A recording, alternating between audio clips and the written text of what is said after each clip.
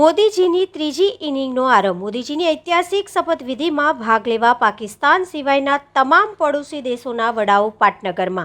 માલદીવના માયુસ પણ પધાર્યા. પુરીના દરિયાકાંઠે રેસશિલ્પી સુદર્શન પટનાયક આપ્યા અભિનંદન. વહેલી સવારે મોદીજી પહોંચ્યા રાજઘાટ. રાજપિતા ગાંધીજીને અંજલિ. સદૈવ અટલ પર અટલજીને પુષ્પાંજલિ. શહીદ સ્મારક પર શહીદોને અંજલિ. ગુજરાતીથી અમિત શાહ, જયશંકર, માંડવિયા, ચંદ્રકાંત, રઘુનાથ પાટીલનો પ્રધાનમંડળમાં સમાવેશ. અન્નામલાઈ સુરેશ ગોપી, દક્ષિણના પ્રતિનિધિ સાંજે 7:15 કલાકે મોદીજી શપથ લેશે. સાથે મિત્રમંડળ પણ શપથ લઈ સાથે પક્ષો સત્તામાં ભાગીદાર બનશે. नमस्ते साथियों, चुनाव में जैसे हम लोगों को भी दौड़ धूप रहती है, मीडिया के साथियों को भी बहुत परिश्रम करना पड़ता है, रात दिन दौड़ना पड़ता है, अलग अलग लोकेशन को कवर करना पड़ता है। तो आप लोगों ने भी बहुत कष्ट उठाया है।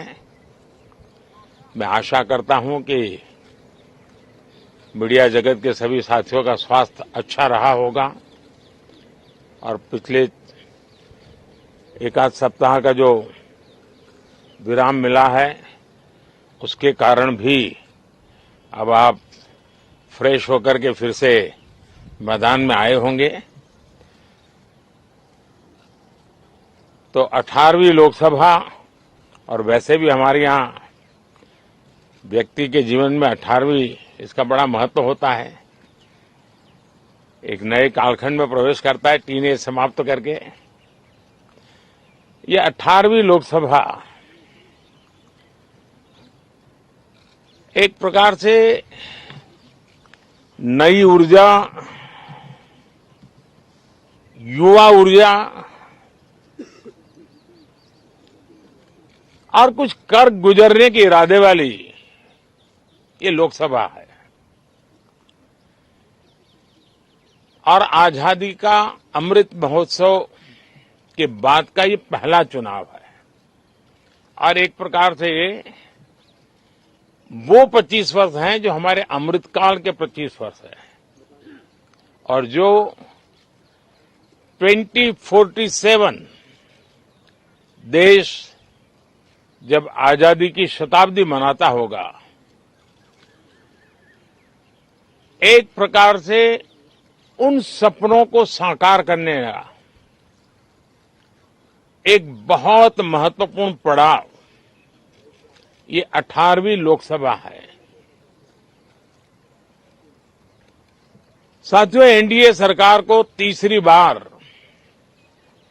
देश की सेवा करने का देशवासियों ने आदेश दिया है, अवसर दिया है। मैं देशवासियों का फिर से एक बार ये अवसर देने के लिए हृदय से आभार व्यक्त करता हूं और मैं देशवासियों को विश्वास देता हूं कि पिछले 2 टर्म में जिस गति से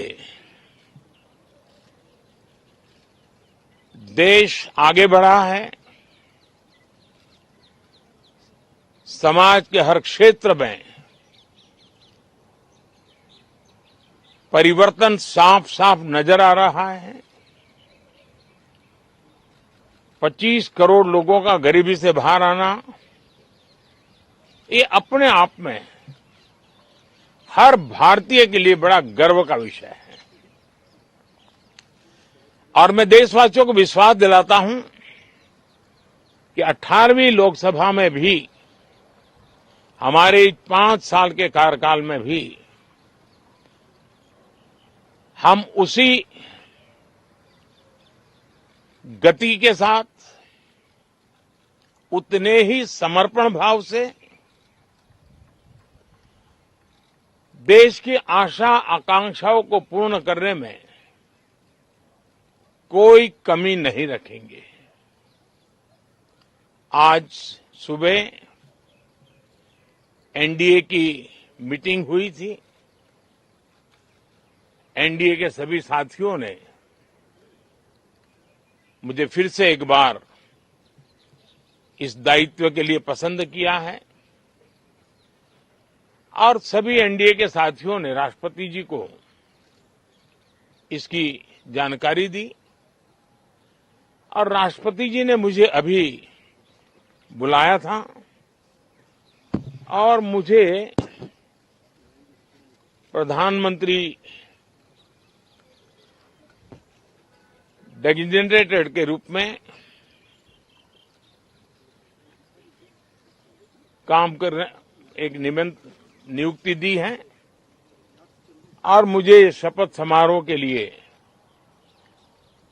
और मंत्रिपरिषद के सदस्यों के सूची के लिए उन्होंने सूचित किया है।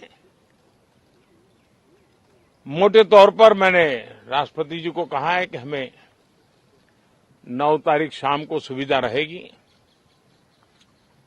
अब बाकी डिटेल तो राष्ट्रपति भवन वर्कआउट करेगा और हम तब तक मंत्रिपरिषद की सूची राष्ट्रपति जी को सुपुर्द करेंगे। उसके बाद शपथ समारोह होगा। साथियों, सरकार एनडीए की एक प्रकार से एनडीए 1, एनडीए 2 और एनडीए 3 ये एक निरंतरता है और हमारे संकल्पों को लेकर के, सुशासन के प्रति हमारी प्रतिबद्धता को लेकर के और देश के सामान्य जन के सपनों को पूरा करने के प्रयास के रूप में इस निरंतरता को हम और अधिक ऊर्जा के साथ और अधिक व्यापक विजन के साथ आगे बढ़ाएंगे और समय सीमा में लक्ष्यों को प्राप्त करने का हमारा प्रयास रहेगा। 2014 में मैं बहुत नया था। मुझे अब एक लंबे समय तक इस कार्य का अनुभव मिला है, हमारी टीम को अनुभव मिला है और इसलिए हमारे लिए अब तुरंत ही काम को आगे बढ़ाना बहुत ही सरल रहने वाला है और इस अनुभव का लाभ भी देश की सेवा करने में मिलने वाला है। इन 10 साल के कार्यकाल के दरमियान भारत की वैश्विक जो छवि बनी है, दुनिया के लिए एक विश्व बंधु के रूप में भारत उभरा है, इसका मैक्सिमम एडवांटेज अब शुरू हो रहा है और मुझे पक्का विश्वास है ये 5 वर्ष वैश्विक परिवेश में भी भारत के लिए बहुत उपयोगी होने वाले हैं।